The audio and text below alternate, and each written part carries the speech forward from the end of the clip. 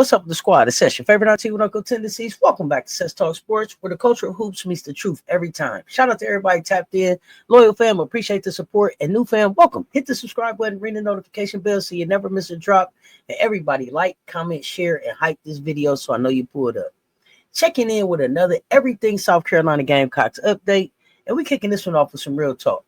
So we're looking at October 1st kind of through October 11th or so, right? Wasn't just another 2 weeks on the calendar. It was one of those stretches where you feel the program's weight, its pressure, and its promise all colliding at once. Preseason practices just started. Everybody's locking in, and our theme is beyond measure. And that ain't just a hashtag. It's a mindset.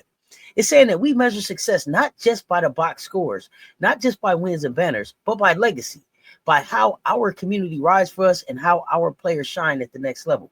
And during this stretch, we embodied all of that. We grabbed the top spot in national visibility. ESPN and the SEC literally said South Carolina is the face of women's basketball. When that TV package dropped, that's what that said.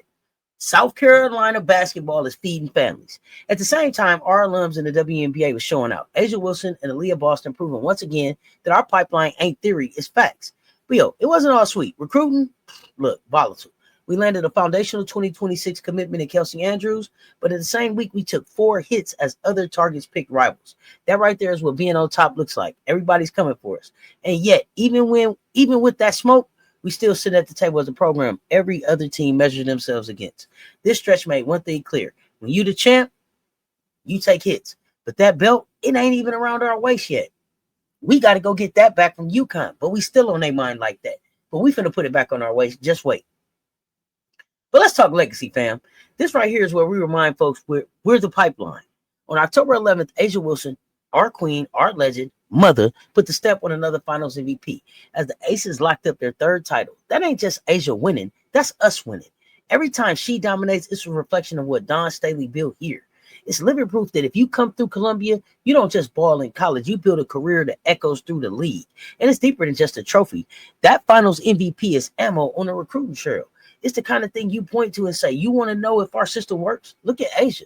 She's not just surviving in the league. She is the league. Then the very day before, Aaliyah Boston got her flowers. All WNBA second team in year 3 with the Fever, averaging 15 points, 8.2 boards, and 3.7 assists. That's balance. That's dominance. That's growth. And Dawn jumped on socials and said MVP season loading. And you know what? She meant that. And we already knew that. Because what other coaches still that publicly invested in their players after they've gone pro? That's not just strategy. That's family. That's the secret sauce that recruits feel when they step on campus. Here's the thing, though. Both of these W moments dropped in the same week where we took recruiting L's. And instead of us looking weak, it actually made us stronger. Because while other schools are selling promises, we're selling proof. A'ja holding trophies. Aaliyah climbing into MVP territory. That's beyond measure in action. Our story ain't just about what we do in colonial life. It's about the impact that lasts long after. Now, fam, let's talk TV. Let's talk lights, cameras, and receipts. On October 8th, ESPN and SEC pulled the curtain back and said it plain. We are the show. 19 national TV games. Let that sit for a second. Nobody else in the conference even close. 10 on ESPN and ABC networks. 9 on SEC network.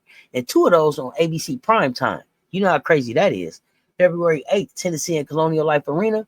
February 14th, LSU and Baton Rouge. Valentine's Day prime time. That's not regional love. That's national draw. That's mainstream America saying South Carolina sells. I told you we feeding families. And our non-conference is a gauntlet on purpose. Season opener, November 11th, Clemson, ESPN2. Louisville in the ACC SEC Challenge, Penn State mid-December, plus games against UCLA, Texas, Duke. All deep NCAA tournament squads from last year. That's Dawn and the staff saying, we don't hide. We sharpen our iron early. We don't duck no smoke. So by March, we're unshakable.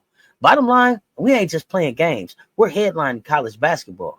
Our schedule is built to prepare us, market us, and step us as the standard. Let's step inside the program, though, because this preseason ain't just about running suicides. It's about culture, chemistry, and coaching. Dawn was out in Ohio on October 9th speaking at Bowling Green's tip-off dinner. Why? Because Fred Kimmel, now their head coach, was in her system for 8 years. That's her tree. That's her legacy. And guess what? We play them November 7th. That's not just a game. That's a chess match against someone who knows Dawn's playbook inside and out. Perfect tune-up before Clemson. On the floor, it's about how we're blending new with old. Taniyah Latson, last year's 25-point per game scorer, linking right up with Raven Johnson. And the chemistry already looks like they never left high school. dangerous. Medina Okot, she's bringing that SEC tested size and efficiency, a double-double threat who's locking down the post. And the young guns, Isla McDowell and they got McCure, are already showing they belong, stretching the floor, knocking down shots. But let's be real. Losing Ashlyn Watkins hurts. Torn ACL out for the season, not on campus, but still tight with the squad. That's a missing piece. And don't even admit it. We're behind on installs because so many of our players were out hooping with national teams this summer.